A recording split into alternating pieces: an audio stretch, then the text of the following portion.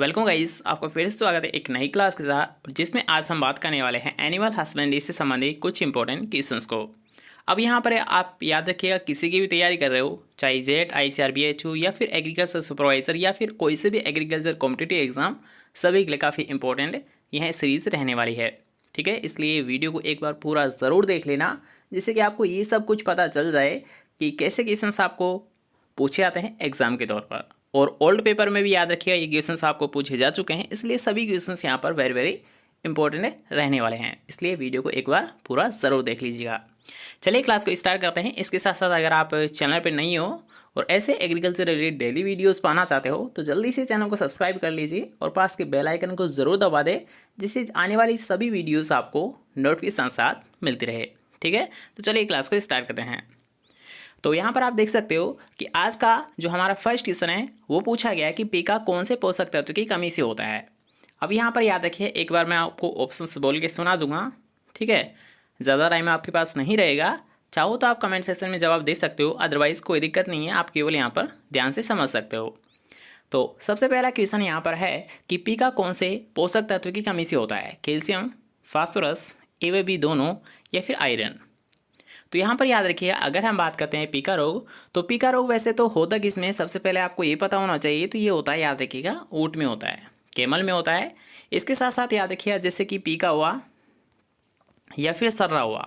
ठीक है, सर्रा जिसे तीवर्सा भी बोलते हैं, मतलब 3 वर्ष में एक बार। ठीक है, सर्रा जिसे तीवर्सा के नाम से जाना जाता है, और एक होता है पीका। ये दोनों ही रोग किसके होते हैं, याद रखिएगा, दोनों ही रोग ऊँट के होते हैं, याद रखिएगा।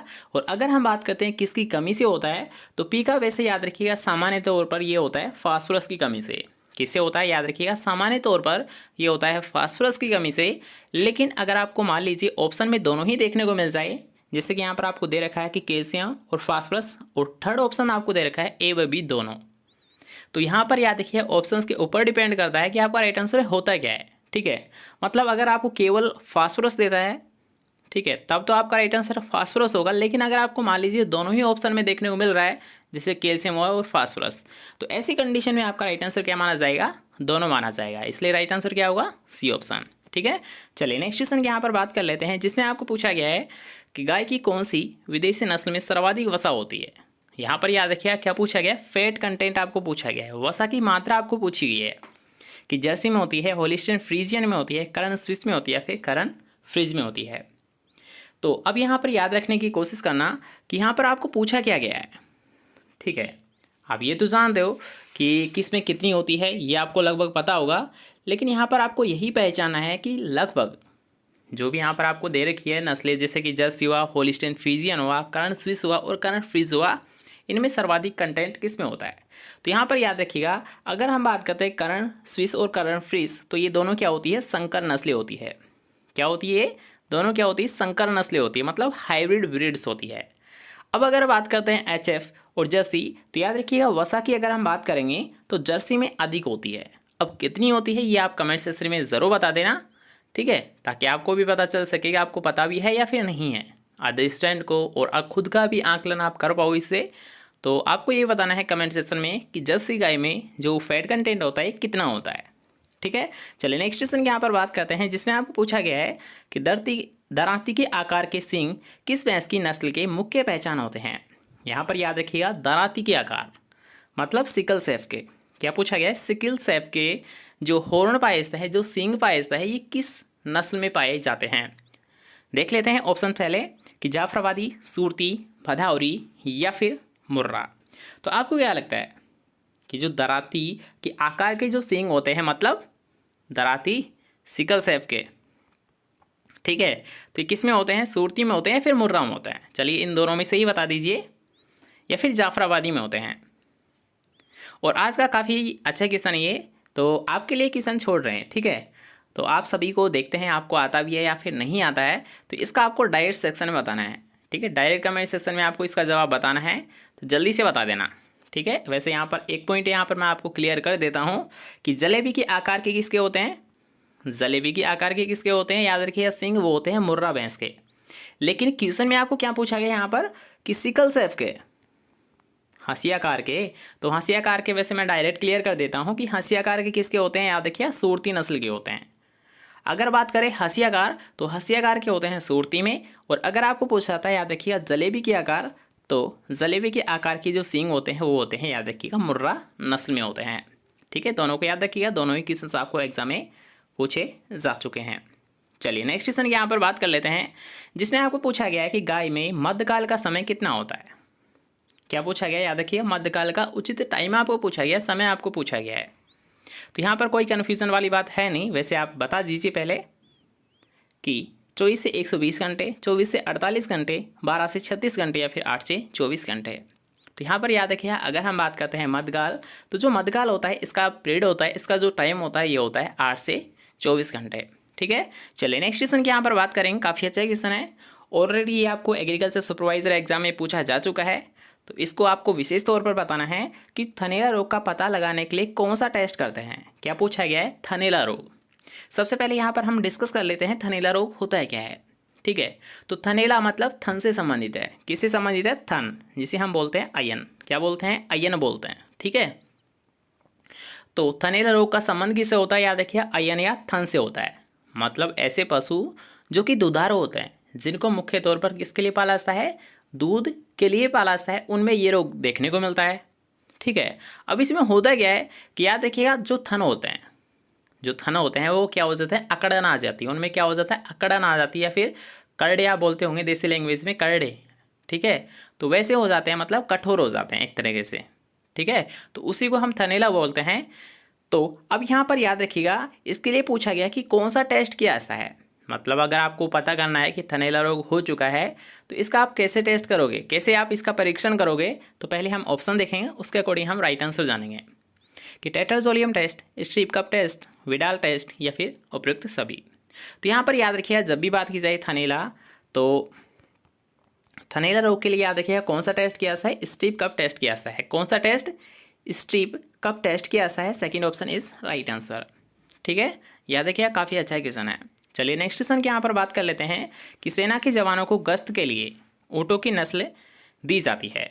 मतलब यहाँ पर याद रखिए, आपको पॉइंट क्या नोट डाउन करना है, मतलब सेना के जवानों के लिए मुख्य तौर पर अगर बात की जाए, याद रखिएगा, भारत की या फिर राजस्थान की, तो यहाँ पर मुख्यतः एक होती है बीकानेरी, एक होती है जैसलमेरी और एक होती है मेवाड़ी।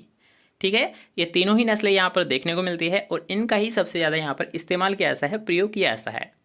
तो इन तीनों में से आपको पहचाना है, ठीक है, कि सेना के जवानों के लिए किस नस्ल का प्रयोग किया जाता है, बीकानेरी, जैसलमेरी, मेवाड़ी या फिर इनमें से कोई नहीं। तो अब यहाँ पर याद रखिएगा, अगर आपको यहाँ पर स्पेशल कोई कैरेक्टर पूछता है, तो यहाँ पर एक एक पॉइंट तो आप नोट डाउन जरूर कर लेना कि अगर बात करते हैं मेवाड़ी, वैसे इसका सबसे पहले हम इसका राइट आंसर जान लेते हैं।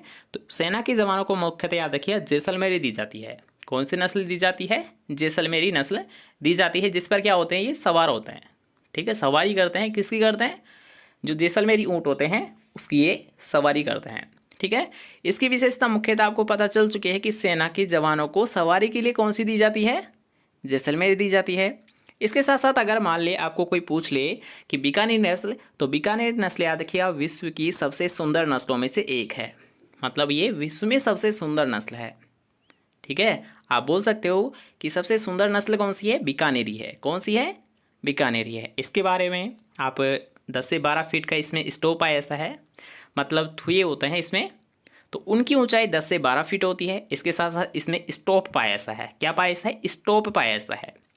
अब स्टॉप क्या होता है, तो यहाँ पर याद रखिएगा, जब भी आपने ऊँट देखा हो तो उसके सिर पर क्या होता है, एक गड्ढेनुमा संरचना होती है, उसी को क्या बोलते हैं, हम स्टॉप बोलते हैं।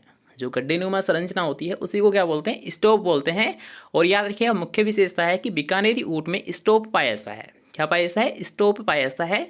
सबसे सुंदर नस्ल है और इसके थुए की ऊंचाई 10 से 12 फीट होती है। बीकानेरी संबंधी ये 3 मुख्यतः कैरेक्टर है, तीनों को याद रखना।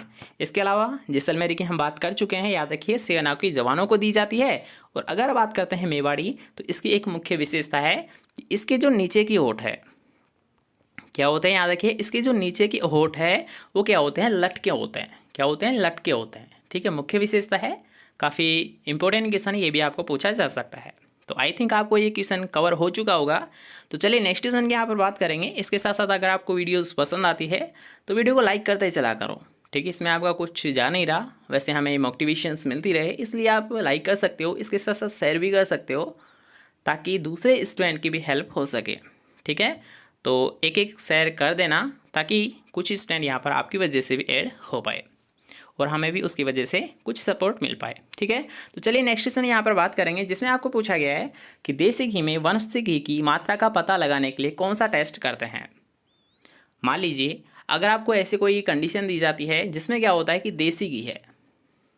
एग्जाम्पल के तौर पर अगर हम समझने की कोशिश करें कि मान लीजिए आप किसी से घी खरीद रहे हो, ठीक है, तो वो क्या कर रहा है, वनस्पति घी को उसमें मिला रहा है, तो आप वो घी तो नहीं लोगे ना, आपको तो प्योर चाहिए। मतलब आप तो बोल रहे हो देसी घी हमें चाहिए, लेकिन वो क्या कर रहा है, वनस्पति घी को उसमें मिला दे रहा है और उसके बाद में हमें बेच रहा है। तो हम ऐसा तो नहीं करेंगे, हम उसकी पहले जांच कर लेंगे, क्योंकि एग्रीकल्चर के स्टूडेंट है। ठीक है, एग्रीकल्चर के स्टूडेंट है, बाकी को तो ठग लेगा लेकिन एग्रीकल्चर वालों को तो ठग नहीं पाएगा। तो उसके लिए हम क्या करेंगे, टेस्ट करेंगे। लेकिन वो टेस्ट कौन सा करेंगे ये आपको पता होना चाहिए। तो यहाँ पर याद रखिएगा, अगर हमें इसका पता लगाना है तो हम कौन सा टेस्ट करेंगे, वाउ नाउड टेस्ट करेंगे। कौन सा टेस्ट करेंगे, वाउ नाउड टेस्ट करेंगे। ठीक है, याद रखिएगा ये किया जाता है। ओके, चलिए नेक्स्ट क्वेश्चन की यहाँ पर बात करते हैं, जिसमें आपको पूछा गया है कि कुंडलाकार सींग किस भैंस की नस्ल की मुख्य पहचान होती है। कुंडली, सांप कुंडली बाल मान के नहीं बैठता क्या, देखा होगा सांप क्या करता है, कुंडली मान के बैठता है। तो उसी के समान क्या होते हैं, सींग के आकार होता है, मतलब कुंडली नुमा, एक रिंग टाइप आप समझ सकते हो। ठीक है, रिंग से आप आसानी से समझ जाओगे। तो एक कुंडली जैसा इसके क्या होते हैं, सींग की संरचना होती है। तो कौन सी भैंस की होती है, कौन सी भैंस की होती है, जल्दी से राइट आंसर बताइए। हाँ, तो यहाँ पर याद रखिएगा जाफराबादी की जो सींग होते हैं इसकी प्रमुख पहचान होती है कुंडलाकार सींग। ठीक है, first option is right answer. चलिए नेक्स्ट क्वेश्चन की यहाँ पर बात कर लेते हैं, जिसमें आपको पूछा गया है कि ऊँट की नस्लों की यौन आयु होती है, मतलब वो गर्भस्थ होने लग जाते हैं, या फिर आप ऐसे मान सकते हो कि जो उसमें प्यूबरिटी आती है, ठीक है, प्रजनन योग्य हो जाता है, वो कितने समय में, यही आपको क्वेश्चन पूछा गया है। तो आप यहाँ पर देख सकते हो ऑप्शंस आपके सामने हैं, 11 से 14 मंथ में, 24 से 30 मंथ में, 4 से 12 मंथ में, या फिर 36 से 48 मंथ में। आपको क्या लगता है राइट आंसर क्या होना चाहिए आपकी दृष्टि से। तो यहाँ पर याद रखिए जो सबसे ज़्यादा जो टाइम लेता है वो ऊँट ही लेता है।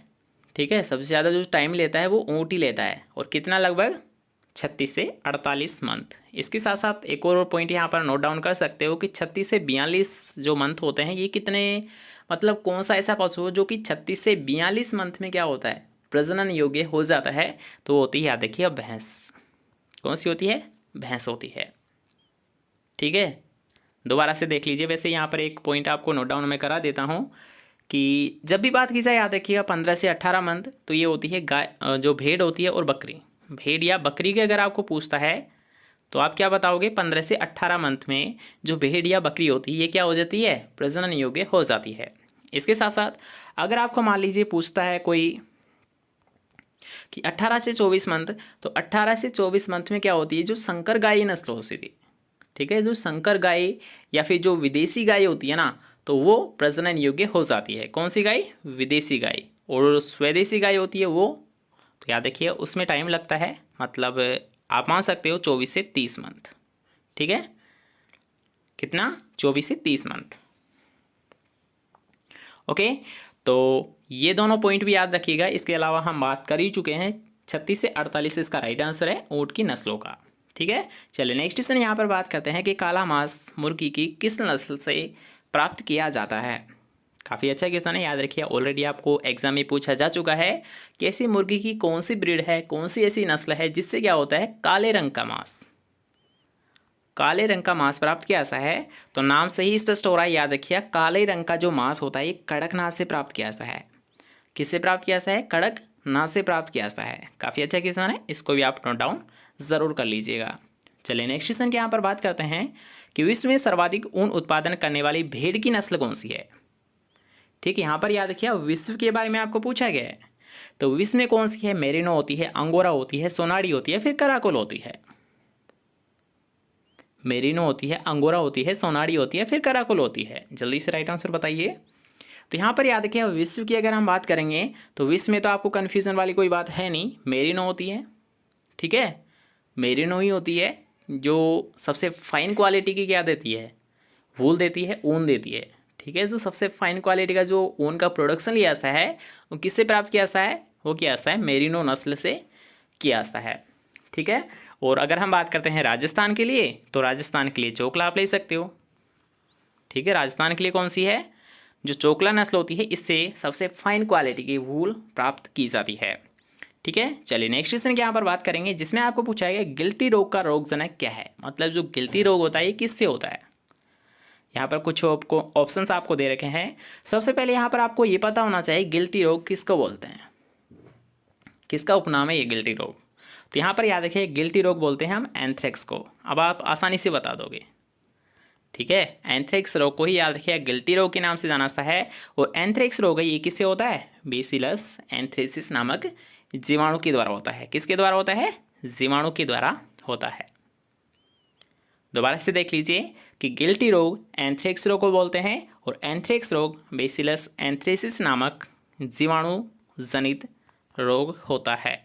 ठीक है, ये भी क्वेश्चन आपको पूछ लिया जाता है कि गिल्टी रोग किससे होता है? याद रखिए जीवाणु से होता है। किससे होता है? जीवाणु से होता है। नेक्स्ट क्वेश्चन की यहाँ पर बात करेंगे कि लोला नाम की कौन सी गाय नस्ल जानी जाती है। मतलब गाय की ऐसी कौन सी नस्ल है जिसे हम क्या बोलते हैं? लोला। क्या बोलते हैं? लोला। ऑप्शंस आपके सामने हैं कि कांक्रेज, नागौरी, साहिवाल, होलीकर। तो यहाँ पर याद रखिए अगर हम बात करते हैं लोला, तो लोला बोलते हैं साहिवाल नस्ल को। किसको बोलते हैं? साहिवाल को। अब क्यों बोलते हैं? क्यों? क्योंकि याद रखिए इसकी जो भी ब्रीड होती है इसकी क्या होती है, जो याद रखिएगा जो खाल होती है, ठीक है, जिसे आप त्वचा बोलते हो, तो क्या होती है? ढीली होती है। क्या होती है इसकी त्वचा? क्या होती है? ढीली होती है। इसी के कारण क्या होता है कि साहिवाल को लोला के नाम से जाना जाता है। साहिवाल को लोला के नाम से जाना जाता है। इसी के साथ साथ एक और क्वेश्चन यहाँ पर याद रखिएगा कि जो जाफराबादी होती है, जो जाफराबादी होती है ना भैंस की नस्ल, तो इसे हम मिनी एलिफेंट के नाम से जानते हैं। किस नाम से जानते हैं? मिनी एलिफेंट के नाम से जानते हैं। दोबारा से याद रखिएगा कि जो जाफराबादी नस्ल है भैंस की, इसे हम मिनी एलिफेंट के नाम से भी जानते हैं। ठीक है, चलिए नेक्स्ट क्वेश्चन की यहाँ पर बात करेंगे, जो कि आपको फर्स्ट क्वेश्चन में ही बताया गया था, तो इसमें आपको कन्फ्यूज़न वाली कोई बात है नहीं। तो जल्दी से बता दीजिएगा कि सबसे सुंदर नस्ल कौन सी है ऊँट की। बीकानेरी होती है, जैसलमेरी होती है, मेवाड़ी होती है, फिर कच्छी होती है। अभी क्वेश्चन आपको ये बताया था, इसमें आपको कोई दिक्कत नहीं आनी चाहिए। तो यहाँ पर याद रखिएगा सबसे सुंदर नस्ल की बात की जा रही है। तो विश्व में सबसे सुंदर नस्लों में से एक कौन सी थी? बीकानेरी थी। कौन सी थी? बीकानेरी। और बीकानेरी की कुछ 2-3 इंपॉर्टेंट पॉइंट आपको बताए गए थे। क्यों? क्योंकि याद रखिए इसमें क्या होता है, इसमें स्टोप भी पाया जाता है। स्टोप क्या होता है? जो सिर पर एक गड्ढेनुमा जो संरचना होती है वो स्टोप होता है। ठीक है, इसके थुए की ऊंचाई 10 से 12 फीट होती है और ये विश्व की सबसे सुंदर नस्ल होती है। नेक्स्ट क्वेश्चन की यहाँ पर बात करेंगे, पशुओं द्वारा दीवार को चाटना कौन से पोषक तत्व की कमी को दर्शाता है? किसको? कमी को दर्शाता है। क्या कर रहा है पशु? दीवार को चाट रहा है। तो यहाँ पर पहले हम ऑप्शन देखें, कैल्शियम, फास्फोरस, ए व बी दोनों, या फिर आयरन। तो यहाँ पर याद रखिए अगर हम बात करते हैं जो पशु चाटता है ये कैल्शियम की कमी के कारण चाटता है। किसके कारण? कैल्शियम की कमी के कारण चाटता है। चलिए नेक्स्ट क्वेश्चन की यहाँ पर बात करेंगे, जिसमें आपको पूछा गया है कि दूध की रानी के नाम से किस बकरी नस्ल को जाना जाता है? क्या? Milk queen. मिल्क क्वीन के नाम से किसे जानते हैं? तो यहाँ पर याद रखिएगा अगर हम बात करते हैं मिल्क क्वीन, तो ये किसे बोला जाता है? सानेन को। किसको बोला जाता है? सानेन को। और सानेन कहाँ की है? स्विट्जरलैंड की है। याद रखिए ये क्वेश्चन भी आपको पूछ लिया जाता है, स्विट्जरलैंड की है। कहाँ की नस्ल है? याद रखिए सानेन स्विट्जरलैंड की नस्ल है। ठीक है, बताइए कहाँ की है सानेन? सानेन और टोगनबर्ग ये दोनों ही याद रखिए स्विट्जरलैंड की है। कहाँ की है? स्विट्जरलैंड की है। दोनों पॉइंट को नोट डाउन कर लेना। दोनों ही क्वेश्चन आपको पूछ लिया ऐसा, या तो आपको पूछ लेगा कि दूध की रानी किसे बोलते हैं, तो सानेन को बोलते हैं, या फिर आपको पूछ लेगा कि सानेन और टोगनबर्ग ये दोनों नस्लें कहाँ की है, तो दोनों स्विट्जरलैंड की है। ठीक है, नेक्स्ट क्वेश्चन की यहाँ पर बात करेंगे, जिसमें आपको पूछा गया है कि भैंस में मध्यचक्र कितने दिन में आता है। तो यहाँ पर याद रखिए मध्यचक्र की अगर हम बात करेंगे तो भैंस की बात की जा रही है। तो यहाँ पर याद रखिए गाय या भैंस दोनों में से अगर आपको किसी का भी पूछता है तो आप क्या बताओगे? 21 दिन में आता है। गाय या भैंस किसी का भी अगर आपको पूछता है मध्यचक्र तो 21 दिन में आता है। इसके अलावा यहाँ पर याद रखिए अगर आपको पूछ लिया जाता है भेड़, तो भेड़ में कितना आता है? याद रखिए 16.5 दिन। मतलब आप 17 दिन बोल सकते हो, 16 से 17 दिन। सबसे कम होता है भेड़ का, कितना होता है 16.5 दिन, ठीक है। तो 16 से 17 आप मान सकते हो। इसके अलावा अगर हम बात करते हैं बकरी का मध्य चक्र, तो बकरी का मध्य चक्र आता है, याद रखिए 18 से 21 दिन में, ठीक है। 18 से 21 दिन बकरी का होता है, 16 से 17 भेड़ का होता है। चलिए नेक्स्ट क्वेश्चन के यहाँ पर बात करेंगे कि टिक फीवर का रोग कारक क्या होता है। तो यहाँ पर याद रखिए टिक फीवर मतलब ये किससे होता है, कवक से होता है, जीवाणु से होता है, विषाणु से होता है या फिर प्रोटोजोआ से होता है। तो यहाँ पर याद रखिए अगर हम बात करते हैं टिक फीवर, तो ये होता है एक प्रोटोजोआ जनित रोग होता है, ठीक है। यहाँ पर याद रखिए रोग कारक जब भी आप अगर आपको पूछता है तो रोग कारक का मतलब होता है कि वो रोग होता किससे है, मतलब कोई बैक्टीरिया है, कोई वायरस है या फिर कोई फंगल है, ठीक है, उसी के बारे में पूछ रहा है। कन्फ्यूज़न वाली कोई बात नहीं है। अगर आपको कभी भी रोग कारक पूछता है तो आप क्या बताओगे कि ये किसके द्वारा होता है, मतलब जीवाणु के द्वारा, विषाणु के द्वारा, प्रोटोजोआ के द्वारा या फिर किसके द्वारा होता है। तो यहाँ पर याद रखिए टिक फीवर के बारे में पूछा गया है, तो ये होता है प्रोटोजोआ जनित होता है, मतलब प्रोटोजोआ के द्वारा होता है। नेक्स्ट क्वेश्चन है जो कि आज की क्लास का हमारा लास्ट क्वेश्चन रहने वाला है, और जिसमें आपको पूछा गया है कि न्यूकैसल डिजीज़ का रोग कारक क्या होता है। अब यहाँ पर याद रखिए इस क्वेश्चन को करने से पहले आपको ये पता होना चाहिए कि न्यूकैसल रोग हम किसको बोलते हैं। पहले हम ऑप्शन देखेंगे, जैसे कि जीवाणु हुआ, विषाणु हुआ या फिर प्रोटोजोआ। तो जल्दी से राइट आंसर बताइए कि जो न्यूकैसल रोग है ये किसके द्वारा होता है। तो अब यहाँ पर याद रखना कि यहाँ पर क्या पूछा गया है, न्यूकैसल रोग होता किससे है, ठीक है। तो न्यूकैसल सबसे पहले तो बोलते किससे हैं, तो ये बोलते हैं रानीखेत से। जो रानीखेत रोग होता है, याद रखिए रानीखेत रोग को ही हम क्या बोलते हैं, न्यूकैसल रोग बोलते हैं, ठीक है। तो रानीखेत किससे होता है ये आप सभी जान गए होंगे, वायरस के द्वारा होता है। किससे होता है रानीखेत रोग, वायरस के द्वारा होता है। और किस वायरस के द्वारा, पैरामिक्सो वायरस के द्वारा। किसके द्वारा, पैरामिक्सो वायरस के द्वारा होता है। इसके अलावा अगर आपको पूछ लिया जाए कि ऐसा कौन सा रोग है जिसमें क्या होता है कि केवल जो चूजा निकलता है, मतलब अंडे से जो चूजे निकलने के केवल एक दिन बाद में क्या होता है या फिर पहले ही दिन क्या होता है, टीकाकरण हो जाता है। ऐसा कौन सा रोग है जिसमें क्या होता है, चूजों को एक दिन में क्या होता है, टीका लग जाता है। तो आप क्या बताओगे राइट आंसर। तो यहाँ पर याद रखिए ऐसा कौन सा रोग है, वो होता है रानीखेत रोग। कौन सा रोग होता है जिसमें क्या होता है, केवल एक दिन में क्या होता है, टीका लग जाता है, तो होता है रानीखेत रोग, ठीक है। इसके बचाव के लिए हम क्या करते हैं, पहले ही दिन टीकाकरण कर दिया जाता है। ओके, तो चलिए आज की क्लास के लिए बस इतना ही। आई थिंक आपको क्लास पसंद आई होगी। अगर आपको क्लास पसंद आई है या फिर वीडियो पसंद आई है तो लाइक ज़रूर कर देना। इसके साथ साथ कमेंट सेक्शन में ज़रूर बताएं आपको क्लास कैसी लगी। अगर आपको पसंद आई है तो वीडियो लाइक कर देना, इसके साथ साथ शेयर भी कर देना ताकि दूसरे स्टूडेंट भी यहाँ पर ऐड हो पाए, ठीक है। हम मिलते हैं फिर से नेक्स्ट क्लास के साथ। जब तक के लिए अच्छे से पढ़िए, अच्छे से रहिए। Bye bye.